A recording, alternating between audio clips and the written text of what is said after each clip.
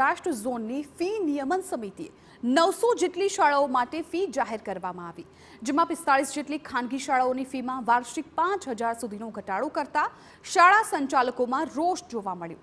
શાળા સંચાલકોનો વિરોધ છે કે અન્ય જિલ્લામાં ખાનગી શાળાઓની ફીમાં 7 થી 12% વધારો કરાયો, તો રાજકોટની શાળાઓમાં પણ વધારો થવો જોઈએ, જેને લઈને રાજ્યના સ્વનિર્ભર શાળા સંચાલક મંડળના પ્રમુખ ભરત ગાજીપરાએ રાજ્યના શિક્ષણ મંત્રી કુબેર ડિંડોરને લેખિતમાં રજૂઆત કરી।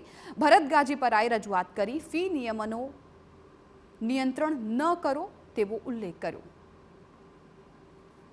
જોવે છે હવે એકાઉન્ટ જોવે એટલે નેચરલ છે કે ફી ઘટવાની છે, એટલે આમ જોઈને તો એમનો જે માપદંડ છે એ પ્રોપર નથી। અમે એ જાણવા પણ પ્રયત્ન કર્યો કે તમારું જે કંઈ માળખું છે અમને જણાવો, પણ હજી સુધી અમને કોઈ એનો પ્રત્યુત્તર આપ્યો નથી। અમારી રજૂઆત એ છે કે નિયમન કરો, નિયંત્રિત ના કરો। સમાચાર મોરબીથી મળી